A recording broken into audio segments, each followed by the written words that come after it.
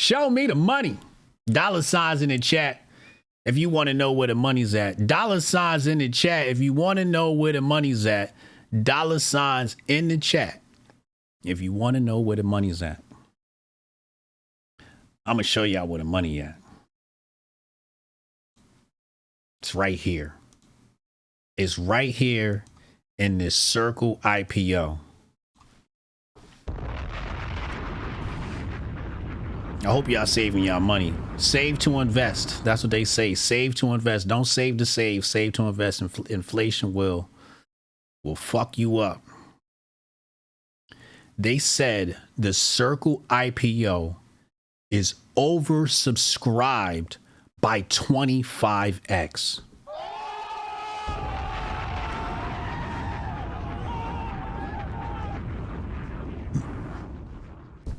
Recent reports confirm that the Circle IPO is massively oversubscribed. 25 times oversubscribed. Now, the oversubscription, 25 times the available shares. 25. I ain't never even seen no shit like this before. Usually a company goes to IPO and they're like, oh, here's the IPO price. What does it mean? Okay, so oversubscribed means let's say you got 100 guns, but 1,000 people want to buy one apiece. You got more customers than you got guns. You got more customers than you got dope. So you got to raise the price. That means they got to raise the price. For instance, ARK Invest, led by Kathy Wood, plans to invest $150 million in Circle shares, and BlackRock is also expressing interest. It says, essentially, this demand suggests that Circle may be massively undervalued at its IPO pricing and could witness strong performance in public markets.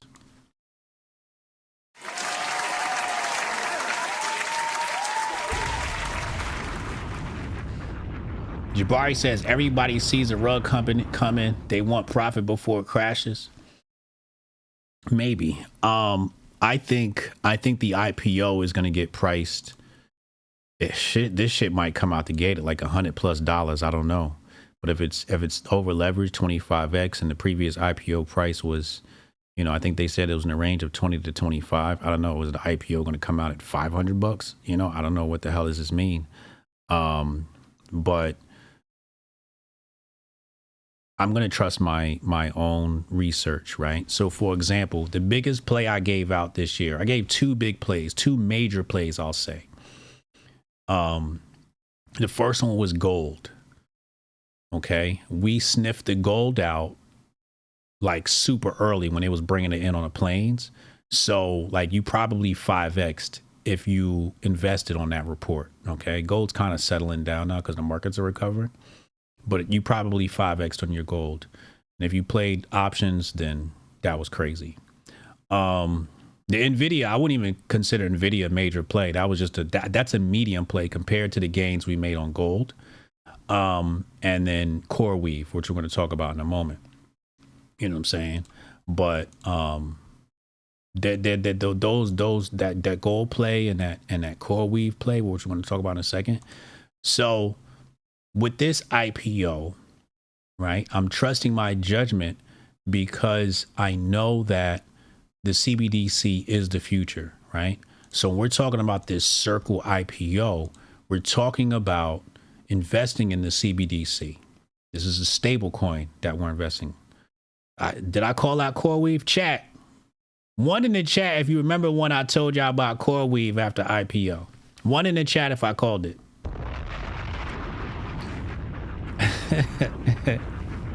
Like 3 months ago or something like that.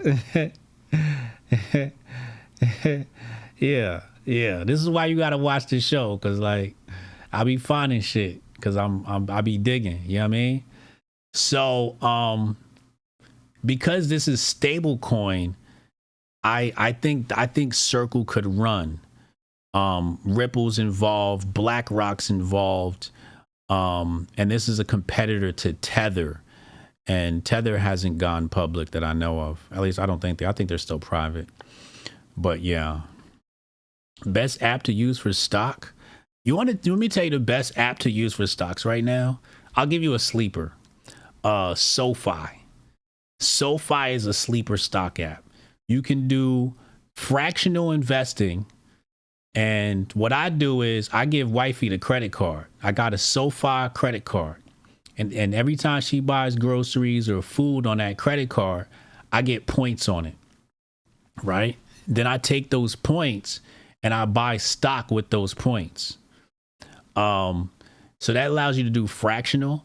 Other than that, I mean, yeah, Charles Schwab, Fidelity, those are all really good, but they don't offer fractional.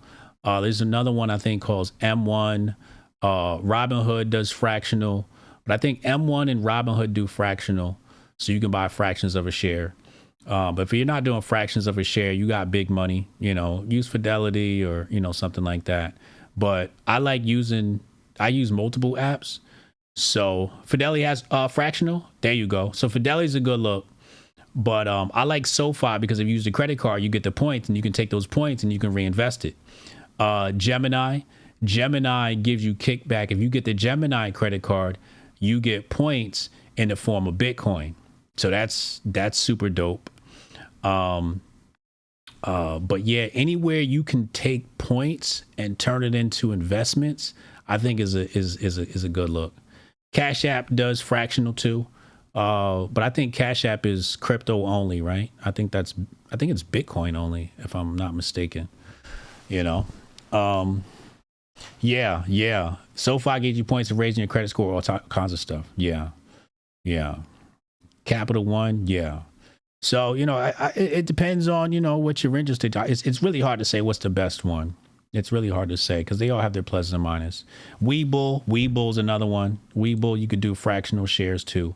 If I was to tell you to pick one, I would say do Fidelity, so you can get fractional, and then and you can play your options. You can do margin investing, and then you can get SoFi. I like SoFi. I use SoFi. I got some shit on Robinhood too. Yeah, I like Robinhood. Robinhood's dope. Robinhood, they get fees on the back end though. You don't pay fees. That's the issue. The issue is, do you want to pay fees on the front end or the back end, right? So you want to find an app that doesn't charge fees or really low fees. What are Fidelity's fees like? You want to check those fees. That's really what the issue is. Try to get an app where there's no fees. Anyway, if you want to get into them AI stocks, there's a new ETF. This one here is Wedbush Fund Advisors has launched the Dan Eves Wedbush AI Revolution ETF. The ETF will provide investors with transparent, cost-effective access to 30 names at the heart of the AI revolution. So AI is driving a lot of the markets. It's the future, and you can invest in it. So now we have an ETF, and it's got a nice array of AI companies in its basket: Microsoft, Google, Amazon, Oracle, Palantir. That's been in the news lately. Salesforce, IBM, ServiceNow, Snowflake, Adobe, Pegasystems, MongoDB, C3.ai, Elastic, InnoData, SoundHound. Remember I told you about SoundHound? I might put SoundHound in that major. You know what I'm saying? Salute, Sav. SoundHound was a big one. Thank you for the gift this sub, my bro. Shout out to Sav. Sav's a real one. NVIDIA, Apple, Alphabet, Tesla, and CyberArk Software. SoundHound was a sick play we found, and that one's went crazy. But it's time to talk about it. It's time to talk about the star of the show. We've got to talk about the star of the show. Shout out to all my Coreweave investors.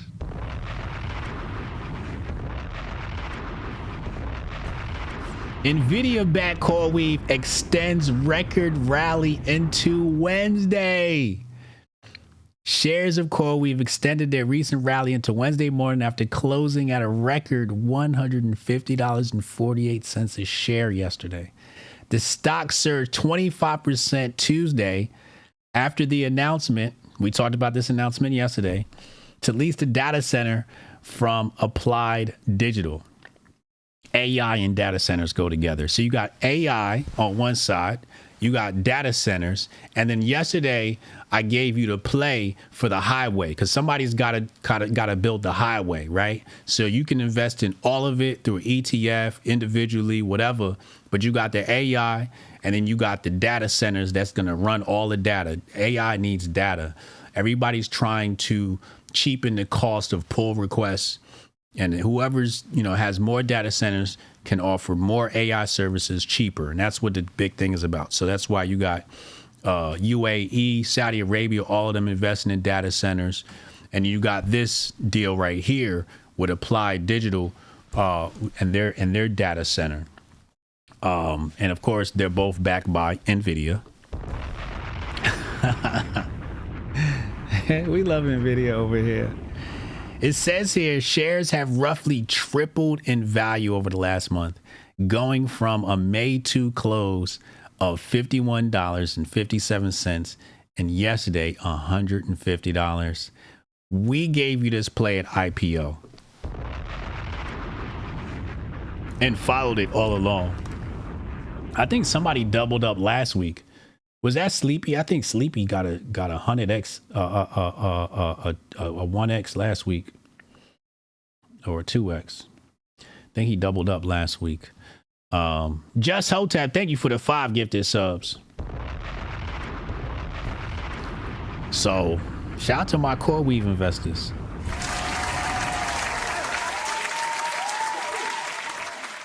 We're going to keep it coming. I'll be in the trenches. I'll be in the trenches trying to provide that value for the show. Part of, and here's something else too, right? And I watched some of the boneheads on X, used to be called Twitter. Back when it was Twitter, I used to listen to the boneheads or watch the boneheads. I've muted most of them, but a lot of them used to say, oh, you guys are idiots for talking about politics, and all you guys do is gossip and talk about politics. And I'm like, the markets follow politics, right? So like, if you know what the president's about to do, you can make money, right? Like, come on, man. you don't like, all right. So you're just going to leave it alone. You know what I'm saying?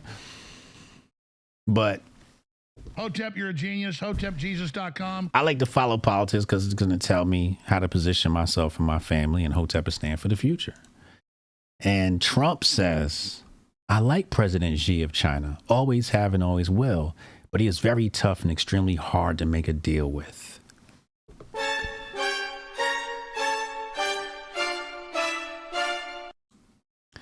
How do we read into this? It's mysterious because he's saying I like President Xi, then he's saying he's very tough and extremely hard to make a deal with. Asia markets crashed today, maybe because of this post. I don't know, but they've been getting battered. Actually, no, they went up today. I'm sorry, they got battered this week. Asia markets recovered today. Maybe they're optimistic because of this post. I don't know, but it's kind of spooky. But they're supposed to talk Friday. Unfortunately, it's Friday, so there's going to be a Monday play.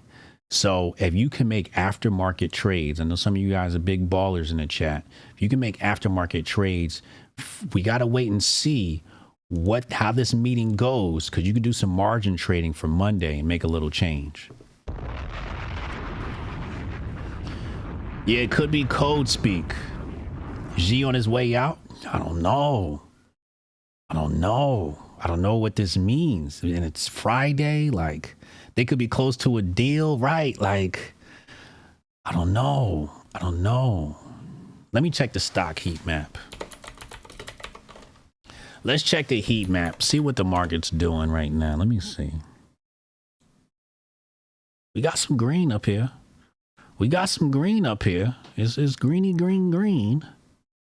It's greeny green green. You know, yeah, it's medium. I would call this medium because red. We got Berkshire Hathaway. We got J.P. Morgan's down a little bit. Tesla's down 2%. I did buy. I ain't gonna hold you. I did buy a Tesla when that shit got dumped. I was like, oh, this is a good buying opportunity because I was DCAing and it was kind of going up, and I'm like, oh, I don't want to buy, and if it's at its highs, ugh. So I did get some cheap Tesla stock because I knew it would recover. I've been following it since the very beginning, so I'm a Tesla investor. Eli Lilly's doing well. I gave you guys that play a little while back. Let's check in on Eli Lilly. Eli Lilly was they had some news a couple of weeks ago. Let's check the 1 month chart. Let's see what this looks like. Okay, yeah. So all right, so following that news, it looks like it's making a little move here. Pretty sure we covered this sometime in May. So Eli Lilly's doing all right. Eli Lilly's been rising since May 22nd. So yeah, you know, a little biotech, a little health, little pharmaceuticals, you know, something like. Also, JP Morgan will now be accepting Bitcoin and crypto ETFs as collateral for loans globally.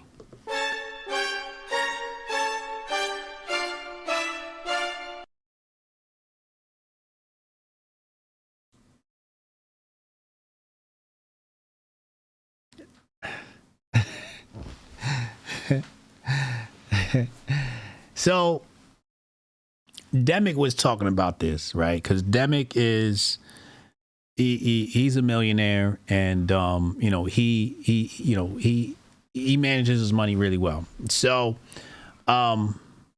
he was talking about moving wealth into Bitcoin and then living off the loans. Now, I'm not saying you should do that. But if you don't like the IRS, Hotep, you're a genius. HotepJesus.com. like, think about it like this, right? Instead of getting paid cash, you get paid in Bitcoin. Then you take that Bitcoin, you leverage it, and you have the bank give you a loan, and you live off the loan money.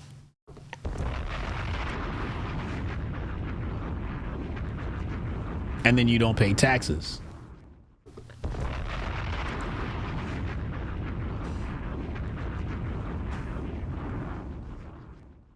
Just enough said, I don't understand why gold or Bitcoin has ETFs when you can just hold the thing itself.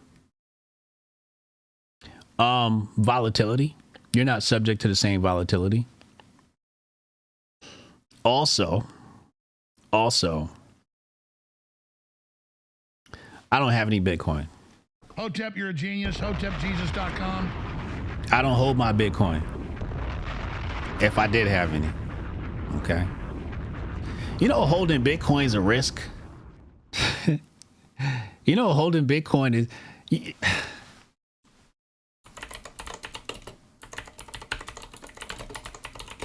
like, you don't really want to... You really don't want to... You know what I'm saying? Bitcoin billionaire found dead.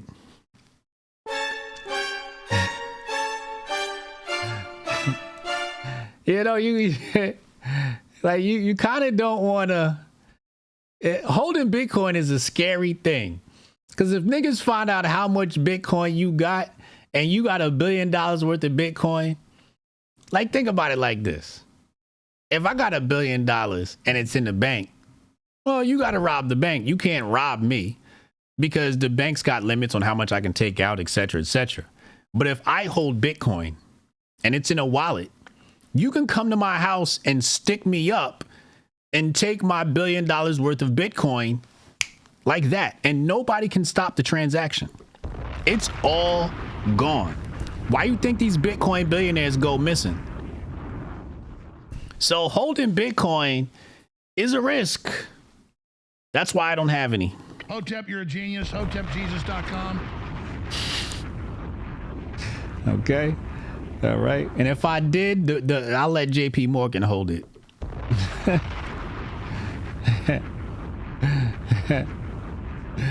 That was the new last month. Dude was tortured for a month. Crazy. Crazy. Yeah, Job Corps program ending. Yeah. If you hold 100K, you at risk, right? Anybody got Bitcoin? If you got Bitcoin, send me your home address. So some people don't want to deal with that. They like, I want exposure to Bitcoin, but I'll just. So Bitcoin is actually gold? Yes and no. It's digital gold, as they like to say. It's not, but it is. But it isn't. But it is. But it's. Let's just say, it's a speculative asset. Let's say that. Okay, it's a speculative asset. Mob Deep says my AR on the side of me. Yeah, as it should be. I was shot at my AR the other day. Just because I'm just in love with her. But that's our finance update for the day.